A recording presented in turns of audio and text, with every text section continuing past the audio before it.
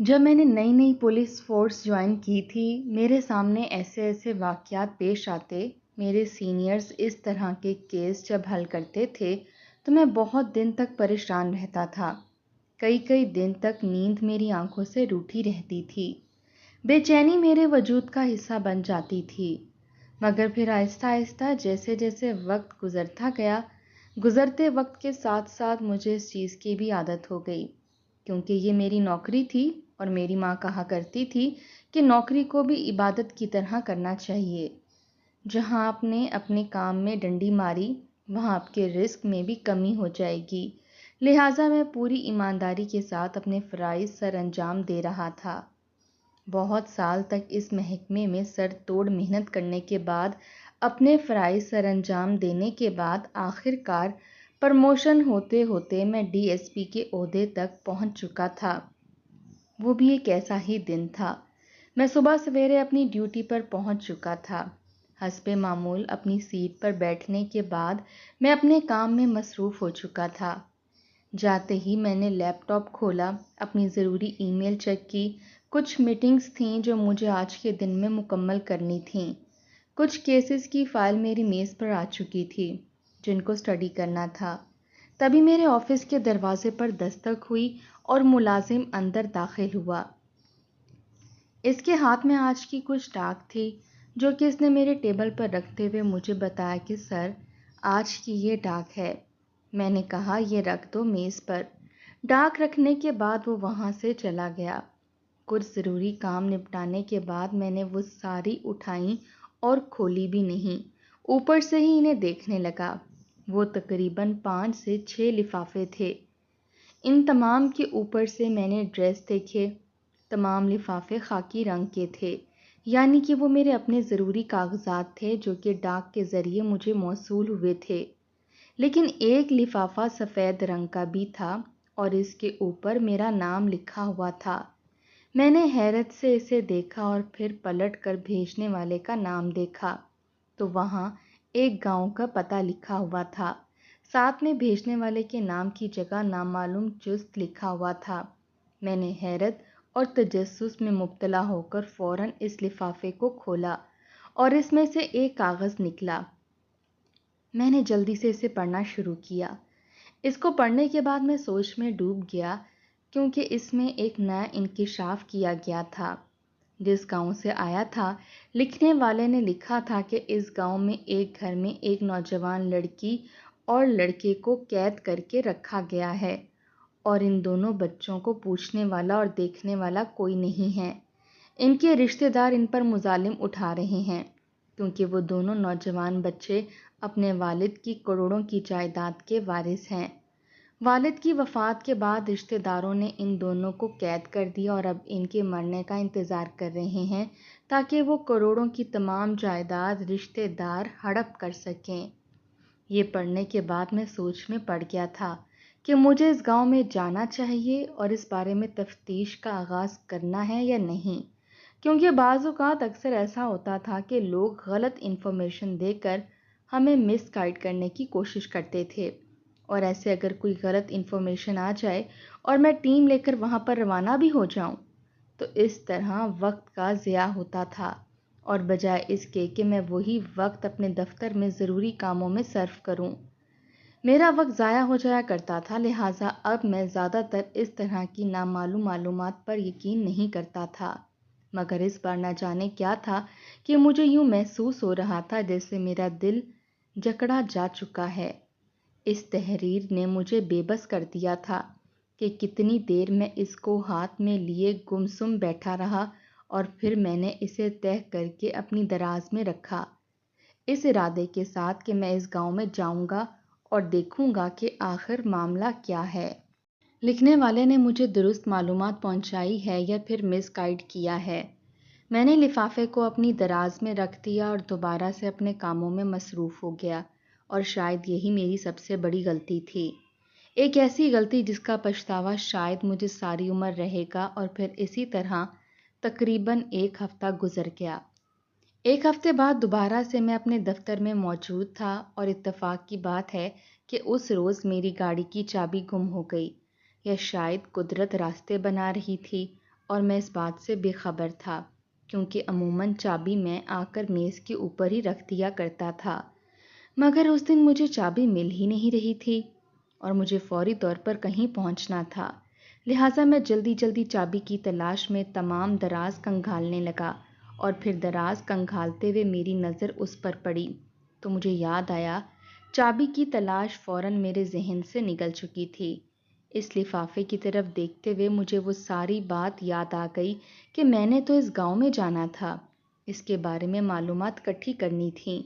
فوراً میں نے لفافہ ہاتھ میں تھام لیا کیونکہ مجھے احساس ہو چکا تھا کہ وہ دراز میں رکھنے کے بعد تو بات میرے ذہن سے نکل ہی گئی تھی، اس لیے اب میں دوبارہ اسے دراز میں نہیں رکھوں گا اور اس پر آج ہی عمل درآمد کروں گا۔ دراز کو بند کیا تو گاڑی کی چابی بھی مجھے میرے پیروں میں گری ہوئی مل گئی۔ آج بھی جب میں اس واقعے کو سوچتا ہوں تو ذہن میں یہی خیال آتا ہے کہ گاڑی کی چابی میز سے نیچے گری تھی جبکہ میں اسے دراز کے اندر تلاش کر رہا تھا۔ شاید اللہ تعالیٰ مجھے یاد دہانی کروا رہا تھا کہ تمہیں اس طرف دھیان دینا چاہیے۔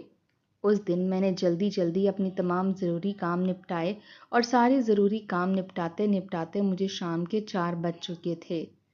پھر میں نے 2 لوگوں کو اپنے ساتھ لیا، ڈرائیور سے گاڑی نکالنے کو کہا اور ہم اس گاؤں کی طرف روانہ ہو گئے۔ یہ گاؤں تقریباً یہاں سے 2 گھنٹے کی مسافت پر تھا۔ جب ہم اس گاؤں میں پہنچے تو مغرب کی اذان ہو رہی تھی۔ گاؤں کے شروع میں ہی ہمیں ایک چائے کا ڈھابا نظر آیا۔ کھوکا نما جگہ بنی ہوئی تھی۔ میں نے اتر کر سب سے پہلے اس سے پوچھنا مناسب سمجھا۔ میں نے اس شخص سے پوچھا کہ تم اسی گاؤں کے رہنے والے ہو؟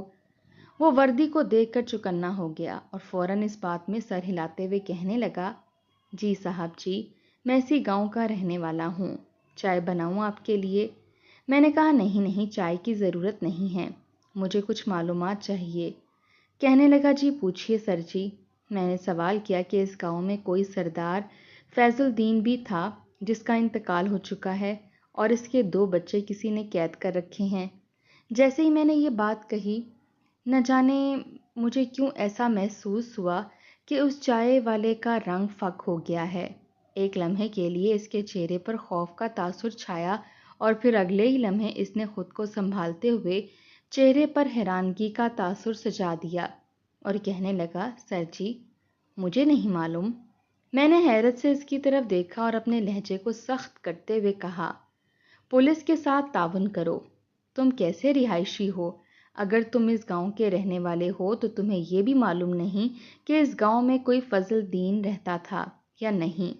وہ کچھ لمحے خالی خالی نگاہوں سے میری طرف دیکھتا رہا، پھر کہنے لگا، سر جی اس گاؤں میں چودھری فضل الدین رہتے تھے، ان کا انتقال ہو چکا ہے، باقی ان کے بچے ہیں یا نہیں یا کسی نے قید کر رکھے ہیں، مجھے اس بارے میں کچھ نہیں معلوم۔ آپ ایسا کریں، گاؤں چلے جائیں، اندر جائیں گے تو کچھ نہ کچھ معلومات مل ہی جائے گی۔ مجھے واضح طور پر محسوس ہوا کہ یہ تو وہ شخص ڈرا ہوا ہے، لیکن وہ ضرور کچھ جانتا ہے لیکن بتانے سے خوفزدہ ہے، لہٰذا میں نے بھی خاموشی اختیار کی، گاڑی میں بیٹھا اور گاڑی گاؤں کے اندر داخل کر دی۔ اور پھر ایک عجیب سی بات ہوئی۔ گاؤں میں داخل ہونے کے بعد میں جس کو بھی روک کر یہ بات پوچھتا، نہ جانے وہ کیوں گھبرا رہا تھا اور بتانے سے انکار کر رہا تھا۔ عجیب لوگ تھے، اس گاؤں میں رہتے ہوئے بھی وہ اتنی معلومات بھی نہیں رکھتے تھے۔ تقریباً 15 سے 20 منٹ تک میں گاؤں کی گلیوں میں چکر لگاتا رہا، لوگوں کو روک کر اس بارے میں کچھ پوچھتا رہا لیکن کسی نے کچھ بھی نہیں بتایا۔ لیکن اتنی دیر میں اندھیرا ہو چکا تھا، سورج غروب ہو جانے کے بعد اب گاؤں اندھیرے میں ڈوب چکا تھا، لیکن مجھے ایک بات کا مکمل یقین ہو چکا تھا کہ یہ معلومات سچی ہے، اسی لیے لکھنے والے شخص نے بھی اوپر اپنا نام ظاہر نہیں کیا تھا، اور گاؤں کے تمام لوگ بھی خوف زدہ ہیں اور وہ اس بارے میں جانتے ہوئے بھی کچھ بتانے سے انکار کر رہے ہیں۔ یقیناً اس کے پیچھے کسی با اثر شخصیت کا ہاتھ ہے اور وہ با اثر شخصیت یقیناً اس گاؤں کی ہی ہے جس سے لوگ خوف زدہ ہیں۔ لیکن اب اندھیرا ہو چکا تھا اور اندھیرے میں زیادہ کچھ کر نہیں سکتا تھا، لہٰذا اس وقت تو میں نے واپس جانے کی ٹھان لی، لیکن اس ارادے کے ساتھ کہ کل میں پھر آؤں گا، اور ہم نے واپسی کی راہ لی۔ 2 گھنٹے بعد ہم واپس اپنی منزل پر پہنچ چکے تھے، لیکن سچ کہوں تو میں شاید شش و پنج کا شکار ہو چکا تھا، کیونکہ گاؤں والوں کے آثار بتا رہے تھے کہ جو معلومات مجھے ملی ہے وہ سچ ہے، لیکن وہ چھپا رہے تھے۔ اس کا مطلب تھا کہ معاملہ سنگین تھا۔ اس رات مجھے ٹھیک طرح سے نیند بھی نہیں آئی۔ مجھے اب جلد از جلد صبح کا انتظار تھا اور میں ٹھان چکا تھا کہ صبح میں تمام ضروری کام چھوڑ کر پہلے وقت میں ہی نکل جاؤں گا، تاکہ اگر مجھے گاؤں میں تفتیش کرتے ہوئے معلومات اکٹھی کرتے ہوئے دیر بھی ہو جائے تو میں وقت پر اپنا کام نپٹا سکوں، اور پھر میں نے ایسا ہی کیا۔ صبح ناشتہ کرنے کے بعد 10 بجے جب میں آفس پہنچا تو میں نے تمام ضروری کاموں کو ایک سائٹ پر رکھا اور کل والی اپنی ٹیم کو ساتھ لے کر دوبارہ سے اس گاؤں کی طرف روانہ ہو گیا، مگر اس وقت میں اس بات سے بے خبر تھا کہ مجھے دیر ہو چکی ہے۔ ہم 10 بجے روانہ ہوئے اور 12 سے پہلے میں گاؤں پہنچ چکا تھا اور میں نے اپنی ٹیم کے ساتھ تفتیش کا آغاز کیا۔ کچھ دیر کی تفتیش کے بعد پتہ چلا کہ سردار فضل الدین، جو کہ وفات پا چکا ہے، اس کے 2 بچے تھے۔ 20 سال کا بیٹا تھا جس کا نام سردار فہد تھا، اور 15 سال کی بیٹی تھی جس کا نام زرینہ تھا، اور یہ سردار فضل الدین کی کروڑوں کی جائیداد کے وارث تھے۔ مگر اس وقت اس گاؤں میں سردار فضل الدین کے بھائی سردار کرم دین کی حاکمیت تھی۔ وہ اس وقت اس گاؤں کا سردار تھا۔ ہم سیدھے اس کے گھر جا پہنچے۔ پولیس کو اپنے دروازے پر دیکھ کر سردار کرم دین ٹھٹک چکا تھا، لیکن اس نے خوش دلی سے ہمارا استقبال کیا، فوراً چائے پانی کا آرڈر دے دیا، کھانے پر اصرار کرنے لگا۔ میں نے بڑی محبت سے اسے کھانے سے منع کیا اور کہا، ہم یہاں ضروری کام کے لیے آئے ہیں، کھانا کھانے بیٹھ گئے تو ہمارا کام رہ جائے گا۔ سردار کرم دین نے ہم سے پوچھا کہ آپ کس ضروری کام سے آئے ہیں، مجھے بتائیے، جہاں تک ہو سکا ہم آپ کی مدد کریں گے۔ میں نے اسے تمام واقعے سے آگاہ کیا، مگر ساتھ ہی میں اس کے چہرے کی طرف بغور دیکھ رہا تھا، اور میں یہ چیز بخوبی نوٹ کر سکتا تھا کہ میری بات سنتے ہوئے سردار کرم دین کے چہرے کا رنگ بدل رہا تھا۔ جب میں نے سردار کرم دین کے ساتھ باتوں میں مصروف تھا، اس وقت میری ٹیم کے 3 افراد ڈرائیور سمیت پورے گاؤں کی چھان بین کر رہے تھے۔ مجھے سردار کرم دین کے پاس بیٹھے ہوئے تقریباً 1 گھنٹہ گزرا تھا۔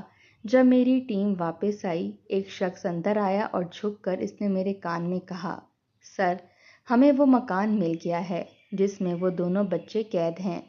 میں فوراً تیز رفتار سے اپنی جگہ سے اٹھ کھڑا ہوا اور فوراً اپنی ٹیم کے ساتھ سردار کرم دین کی حویلی سے باہر نکلا اور اس جگہ کا رخ کیا جو میری ٹیم نے دریافت کی تھی۔ گاؤں کے آخری سرے پر یہ کھنڈر نما مکان تھا یا حویلی ہوا کرتی تھی۔ بعد میں علم ہوا کہ سردار کرم دین کی ہی تھی۔ اس حویلی کی اوپری تمام منزل تو بالکل تباہ اور کھنڈر بن چکی تھی، لیکن نیچے تہہ خانے میں ابھی بھی کمرے موجود تھے جہاں مختلف قسم کی جھاڑیاں اور پودے وغیرہ اگے ہوئے تھے۔ تہہ خانے میں مختلف کمرے تھے اور ان میں سے ایک کمرے میں وہ بچے قید تھے۔ سامنے والے کمرے میں لڑکی تھی اور اسی کمرے کے اندر سے ایک اور کمرہ نکلتا تھا، اس میں وہ لڑکا قید تھا۔ جیسے ہی میں کمرے کے اندر داخل ہوا، کچھ لمحے کو میں ساکت رہ گیا۔ میرے قدموں نے آگے بڑھنے سے انکار کر دیا۔ کمرے میں شدید بدبو پھیلی ہوئی تھی۔ میں نے جلدی سے رومال نکال کر اپنی ناک پر رکھا۔ میری ٹیم نے بتایا کہ ان دونوں کمروں کو تالے لگے ہوئے تھے جو کہ ان لوگوں نے توڑ دیے تھے۔ پہلے کمرے میں جس میں ہم داخل ہوئے، وہاں ایک 15-16 سال کی لڑکی فرش پر لیٹی ہوئی تھی۔ کمرے میں چارپائی نام کی کوئی چیز ہی نہیں تھی، اس لیے لڑکی فرش پر لیٹی تھی اور فرش پر اس نے ایک گدا بچھایا ہوا تھا، اور وہ بھی ناکافی تھا۔ میں نے اپنے دیکھنے سننے والوں کو بتایا، چلو کہ سخت سردی کا موسم تھا اور اس لڑکی نے ویسا ہی ایک گدا اپنے جسم کے اوپر بھی ڈال رکھا تھا۔ میں پنجوں کے بل اس لڑکی کے پاس جا کر بیٹھ گیا۔ وہ لڑکی کیا تھی؟ ہڈیوں کا ڈھانچہ تھی۔ میں نے اس کے اوپر سے گدا ہٹایا اور بازو سے پکڑ کر اسے سیدھا کیا تو یہ دیکھ کر میری جان جیسے حلق میں آ گئی تھی، کیونکہ وہ لڑکی زندہ نہیں تھی، وہ مر چکی تھی۔ میں نے ایک گہری سانس خارج کی۔ مجھے بہت افسوس ہو رہا تھا۔ یہ سوچ کر کے میں نے دیر کر دی۔ کاش میں پہلے آ جاتا، شاید یہ مجھے زندہ مل جاتے۔ پھر میری ٹیم نے مجھے بتایا کہ سر، دوسرے کمرے میں جو لڑکا ہے وہ زندہ ہے۔ میں جلدی سے اگلے کمرے کی طرف بڑھا۔ وہاں ایک لڑکا تھا، اس کی حالت بھی لڑکی کی طرح ہی تھی۔ کمرے میں سوکھی روٹیوں کے ٹکڑے پڑے ہوئے تھے اور جا بجا انسانی فضلہ پڑا ہوا تھا، اور وہ کمرہ بھی بدبو سے بھرا ہوا تھا، اور وہاں وہ لڑکا قید تھا۔ میری ٹیم نے اس لڑکے کو سہارا دیا اور ہم اسے کمرے سے باہر لے آئے۔ باہر کی تیز روشنی اس لڑکے سے برداشت نہیں ہو رہی تھی۔ اس نے جلدی سے سر جھکا لیا۔ کمرے سے باہر لانے کے بعد جب میں نے اس لڑکی کی حالت دیکھی تو میری آنکھوں میں آنسو آ گئے۔ کوئی شخص اس دولت کے لیے جسے ہم اس دنیا میں چھوڑ کر جانے والے ہیں اتنا سنگ دل کیسے ہو سکتا ہے؟ اس لڑکے کے ناخن اس حد تک بڑے ہوئے تھے کہ وہ مڑ چکے تھے۔ سر کے بال کندھوں سے نیچے لٹک رہے تھے، کپڑے پھٹے ہوئے میلے کچیلے تھے، ہڈیوں کا ڈھانچہ بنا ہوا تھا اور اس کے پاس سے شدید بدبو آ رہی تھی۔ جسم پر جا بجا زخم بنے ہوئے تھے، شاید فرش پر لیٹنے کی وجہ سے ان زخموں میں کیڑے بھی چل رہے تھے۔ یہ سب دیکھ کر میں نے اپنے کانوں کو ہاتھ لگایا اور فوراً اس لڑکے کو اسپتال لے جانے کے لیے کہا۔ میری ٹیم نے ایمبولینس کو کال کر دی تھی۔ لڑکی کو اور لڑکے کو دونوں کو ہسپتال شفٹ کیا گیا۔ لڑکی کا پوسٹ مارٹم ہوا اور لڑکے کو علاج کے لیے اسپتال میں داخل کر دیا گیا۔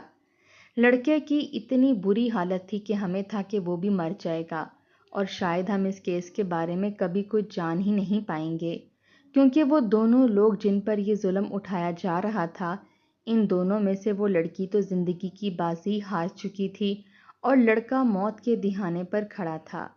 خیر، کچھ دن کی ضروری کاغذی کارروائی کے بعد لڑکی کا پوسٹ مارٹم جب ہو چکا تو ہم نے اس کی تدفین کا انتظام کر دیا۔ تقریباً 2 ہفتے بعد لگاتار لڑکے کے علاج کے بعد اس کی حالت کچھ اس قابل ہو چکی تھی کہ وہ ہمیں بیان دے سکتا تھا۔ اس دن جب ہم ہسپتال اس سے ملنے گئے تو وہ پہچانا ہی نہیں جا رہا تھا۔ ہسپتال کے عملے نے اس کی بہت اچھی نگہداشت کی تھی۔ ناخن کٹے ہوئے تھے، نہایا دھویا صاف ستھرا وہ لڑکا بہت خوبصورت لگ رہا تھا، لیکن افسوس کہ وہ سوکھ کر کانٹا بن چکا تھا۔ اور پھر اس لڑکے یعنی سردار فہد نے ہمیں مختصر طور پر بتایا کہ اس کے والد سردار فضل الدین کی کروڑوں روپے کی جائیداد تھی، اور اتنی ہی زمین اس کے چاچا کی بھی تھی، لیکن اس کے چاچا کے 3 بیٹے تھے۔ چاچا نے اپنی تمام زمین جائیداد بیچ کر اپنے بیٹوں کو بیرون ملک روانہ کر دیا۔ وہاں جا کر بیٹوں نے گوری عورتوں سے شادی کر لی اور اپنے ماں باپ کو تقریباً بھلا دیا۔ سردار فہد نے مزید بتایا کہ جب اس کے والدین کا ایک روڈ ایکسیڈنٹ میں انتقال ہو گیا تب چاچا کے من میں لالچ ابھر آیا۔ اسے یہ خیال آیا کہ اب وہ سرداری کر سکتا ہے، کیونکہ ساری عمر تو اس خاندان نے سرداری کی تھی، لیکن اب اپنی تمام زمینیں جائیداد بیچ دینے کے بعد وہ پچھتا رہا تھا۔ لیکن جیسے اس کے بھائی اور بھابھی کا انتقال ہوا تو اس کے چاچا نے سوچا کہ اب دوبارہ سے گاؤں کا سردار بننے کا یہ سنہری موقع ہے۔